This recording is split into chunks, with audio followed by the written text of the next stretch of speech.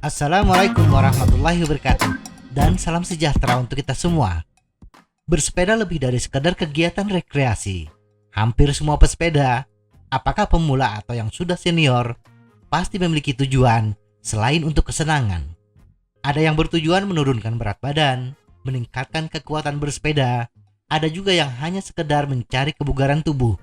Setiap tujuan memiliki pendekatan yang berbeda-beda pula. Pesepeda yang ingin meningkatkan ketahanan fisik akan melatih dirinya dengan latihan intensitas tinggi. Pesepeda yang ingin menurunkan berat badan akan bersepeda dengan intensitas rendah, tetapi dalam jarak dan waktu yang lama. Apapun tujuan bersepeda, hal yang terpenting dan harus dilakukan oleh semua pesepeda adalah menyusun rencana untuk mencapai tujuan tersebut. Dalam merencanakan bersepeda untuk kebugaran, hal terpenting adalah berapa jarak yang harus ditempuh atau berapa lama kita harus bersepeda.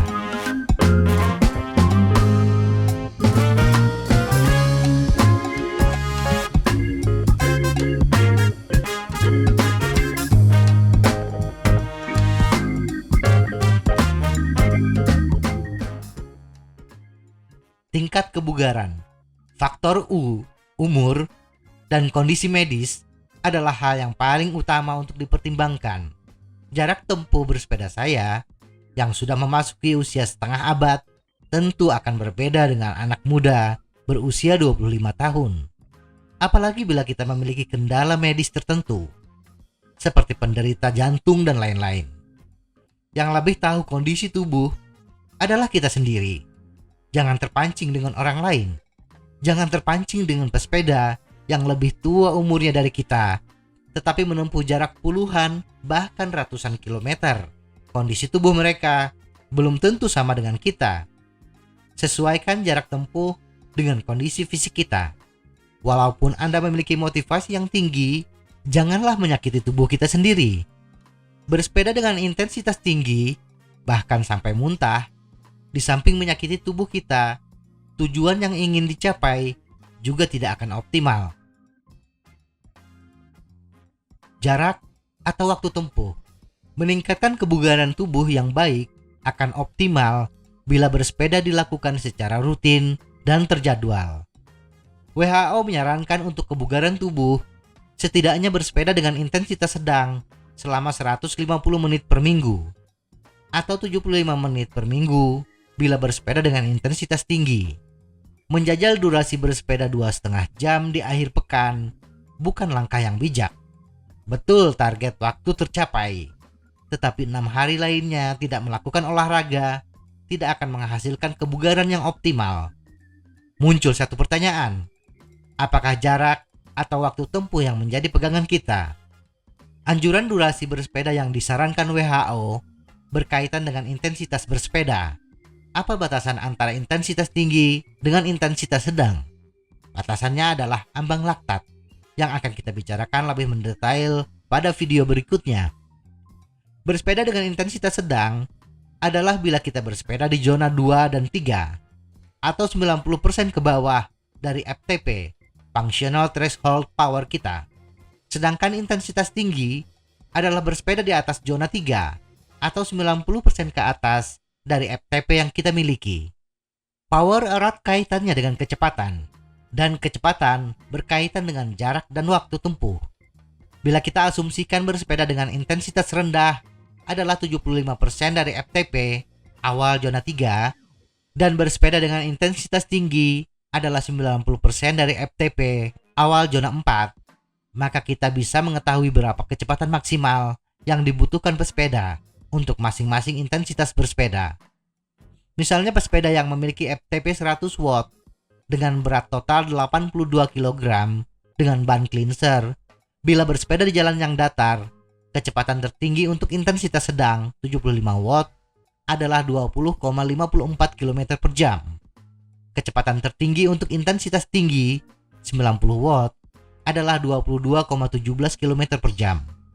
Bila WHO hanya mengungkapkan durasi bersepeda, maka kita bisa mengetahui berapa jarak tempuh maksimal untuk masing-masing intensitas bersepeda.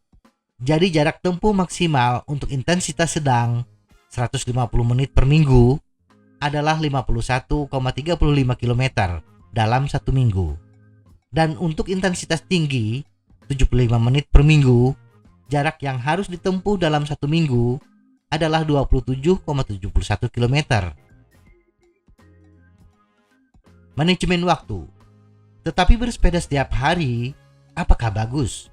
Atau mungkinkah kita memiliki waktu di antara kesibukan kita? Bersepeda setiap hari memang tidak bagus, karena tubuh juga membutuhkan istirahat. Untuk itu, atur dalam seminggu, setidaknya sehari untuk istirahat, tergantung tingkat kesibukan kita. Mencari waktu untuk bersepeda di antara kesibukan kita sebenarnya tidak masalah, karena waktu yang diluangkan untuk bersepeda bergantung kepada bagaimana kita merencanakannya. Bersepeda selama 15-30 menit di hari kerja tidak terlalu menyita waktu. Bisa dilakukan setelah bangun pagi, apalagi bagi yang muslim. Waktu antara sholat subuh dan berangkat kerja lumayan lama. Untuk contoh pengaturan waktu bersepeda, kita hanya membahas bersepeda dengan intensitas sedang saja. Bila kita bersepeda dengan intensitas sedang di akhir pekan selama 90 menit atau 60% dari target waktu, maka kita harus mencari rute yang memiliki jarak kurang lebih 31 km pulang pergi atau kurang lebih 15,5 km sekali jalan. Rute ini bagi saya adalah bila bersepeda dari rumah Ciwastra Bandung ke Dago Bawah pulang pergi. Dan sisanya 60 menit, 40% dari target waktu bisa dibagi menjadi 4 kali bersepeda dengan durasi 15 menit dan jarak tempuh kurang lebih 5 km setiap kali bersepeda.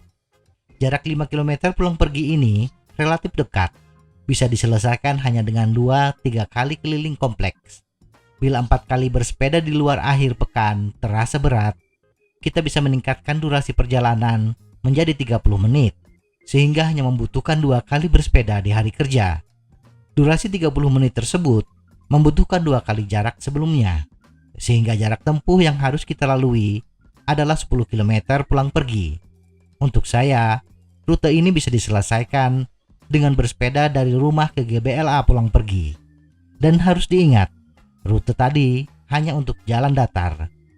Bersepeda di tanjakan, seperti rute Dago Atas, kadang-kadang sudah masuk bersepeda dengan intensitas tinggi bagi sebagian pesepeda.